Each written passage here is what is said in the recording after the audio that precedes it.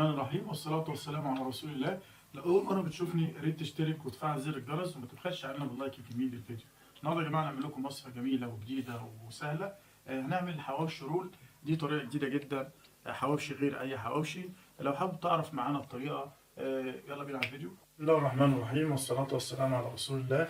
النهارده يا جماعة هنعمل لكم طريقة حواوشي جديدة وجميلة. حواوشي غير أي حواوشي قبل كده. حواوشي الرول دي سهلة وسريعة وبتتحضر في دقايق بسيطة. المكونات بتاعتنا النهارده يا جماعة معانا نص كيلو لحمة مفروم، قطعة ليا متقطعة كويس ومفرومة في الكبة. معانا حبايتين بصل متقطعين ومفرومين برضو في الكبة، حبايتين طماطم وفلفلتين رومي قطعناهم في الكبة كويس وضربناهم بس صفيناهم من المية بتاعتهم. معانا التوابل النهارده معانا معلقتين بقسماط، فلفل اسود وملح وتوابل حواوشي. هنبدأ بينا يا جماعة كده. المكونات بتاعتنا حطينا اللحمة، هننزل عليها بالبصلة، الفلفل، طماطم، هننزل بالليه بتاعتنا،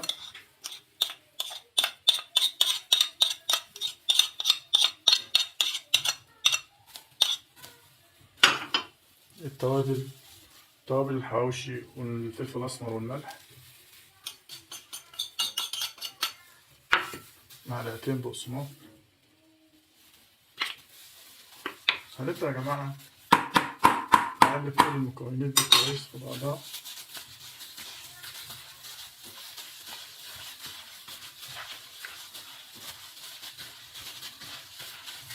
نبدأ يا جماعة مكونات الحواوشي بتاعتنا كويس وكل المكونات دخلت في بعضيها.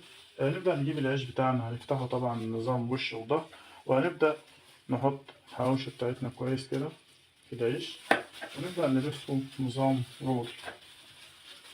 طبعا معانا طاجن أو صينية كده فيها معلقة زيت، هنحط الحواوشي بتاعتنا.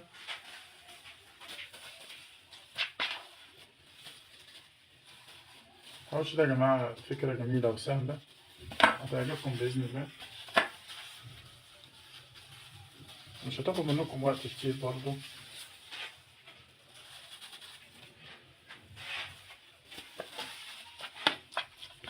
وريت يا جماعة كلنا نصلي على النبي في التعليقات علشان انتوا تاخدوا ثواب واحنا ناخد ثواب، وندعي لاخواتنا في فلسطين بالنصر بإذن الله تعالى. وريت يا جماعة كلنا نشير القناة لأصحابنا وحبايبنا، وعايزين تفاعل يا جماعة علشان القناة تكبر بفضل دعمكم لينا بإذن الله. لفينا يا جماعة الكمية كلها بتاعتنا الحواوشي الرول الجديد ده. معانا طبعا معلقة سمنة، هنبقى ندهن الوش كده بتاعنا حواوشي وهندخلها الفرن تستوي، ونرجع يا جماعة عشان ندوق ونقول رأينا ايه مع بعض.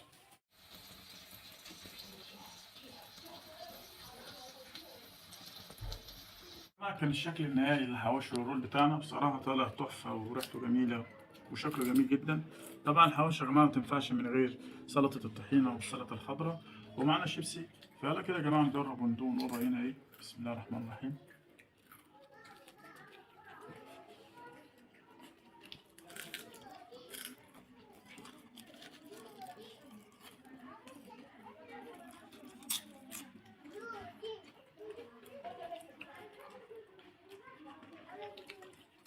معلش يا جماعة الحواوشي السخنة لسه طالعة من الفرن، بصراحة طعمها جميل جدا.